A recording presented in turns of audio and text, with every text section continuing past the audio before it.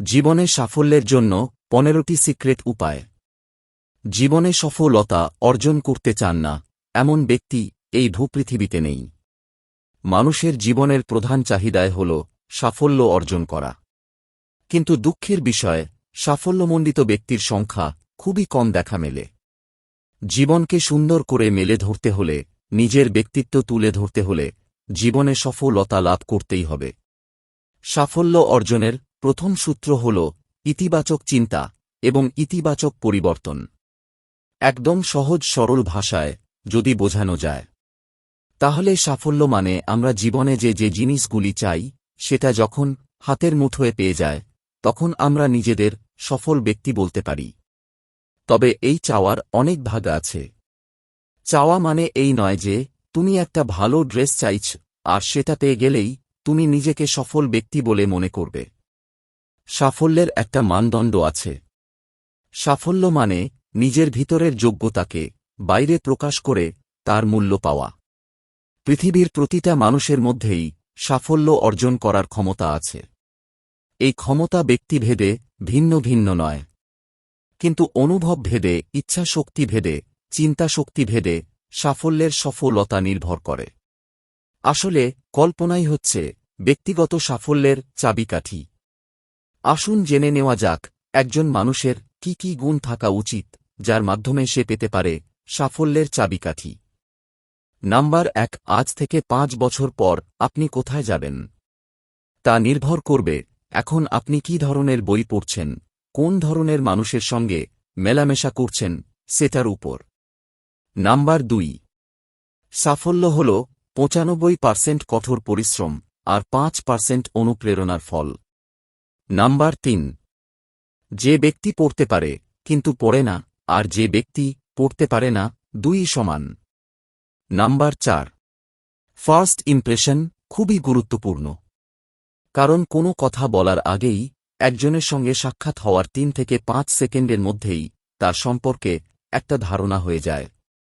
Number 5, আপনি কি অর্জন করেছেন সাফল্য মাপার মানদণ্ড সেটা নয়, বরং আপনি পড়ে যাওয়ার পর কতবার ঘুরে দাঁড়িয়েছেন সেটা।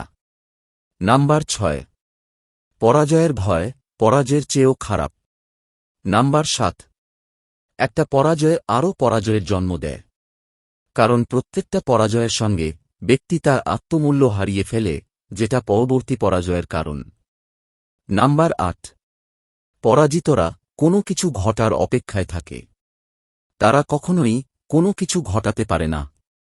নাম্বার 9, যে সব কিছু তৈরি পাওয়ার জন্য তৈরি সে জীবনে কিছু করতে পারে না। সফল ও ব্যর্থ উভয়ের দিনই 24 ঘণ্টায়। নাম্বার 10, নো মানে একেবারে না নয়, নো হল নেক্সট অপরচুনিটি। নাম্বার 11, বাহ্যিক সাফল্য আচরণের উপর নির্ভর করে। যদি আপনি নিজেকে চরিত্রবান, সাহসী, সৎ বলে বিশ্বাস করেন, তাহলে এগুলো আপনার আচরণে প্রতিফলিত হবে। নাম্বার 12, জয়ী হতে হলে কি কি করতে হবে, বিজয়ীরা সেটার উপর গুরুত্ব দেয়। নাম্বার 13, আপনি সবসময় যা করে এসেছেন এখনও যদি সেটাই করেন, তাহলে সবসময় যা পেয়েছেন এখনও তাই পাবেন। নাম্বার 14, সম্পর্ক তৈরি করা একটা প্রক্রিয়া, কোনো ঘটনা না। নাম্বার 15, আপনার ইচ্ছাশক্তি আপনার ভাগ্যকে নিয়ন্ত্রণ করবে। আমাদের মন হল একজন মাস্টার তাঁতি যে জীবনের জাল বোনে, একজন দক্ষ রচয়িতা যে কলম হাতে নিয়ে জীবনের গল্প লেখে, একজন ডিজাইনার যে জীবনের নকশা তোলে, একজন ভাস্কর শিল্পী যার কাজই হল জীবনের কারুকার্য করা। একটি জীবনের মধ্যে সব বৈশিষ্ট্য লুকিয়ে আছে, তুমি কেবল তাকে উন্মুক্ত করো। জীবনে সাফল্য লাভের কোনো বয়স থাকে না। তুমি জীবনে যা পেতে চাও তার বীজ তোমার মস্তিষ্কের কোষেই বপন করা আছে। যদি তা অঙ্কুরিত হওয়ার জন্য সঠিক জায়গা পায়, তবে তা তোমাকে অবশ্যই শিখরে পৌঁছে দেবে। একজন ওস্তাদ সারেঙ্গি মৃত তার গুলির থেকে সুন্দর সুরের জন্ম দিতে পারে। সেভাবেই আমরা নিজের নিষ্প্রাণ মেধাকে জীবন্ত করে তুলতে পারি। তার জন্য প্রয়োজন একটু যত্ন ও আত্মবিশ্বাসের। তুমি জীবনে যেটা চাও, জীবন তোমাকে সেটাই দেবে, তুমি শুধু তাকে সময় দাও। আশা করি বন্ধুরা আজকের এই ভিডিও থেকে বুঝতে পারছেন জীবনে সাফল্য লাভের জন্য একজন ব্যক্তির এই গুণগুলো থাকা উচিত। ভিডিওটি যদি ভালো লেগে থাকে তাহলে বন্ধুদের সাথে শেয়ার করুন আর চ্যানেলটি সাবস্ক্রাইব করে সঙ্গে থাকুন। পরবর্তী ভিডিও নিয়ে ফিরছি। ততক্ষণ ভালো থাকুন, সুস্থ থাকুন।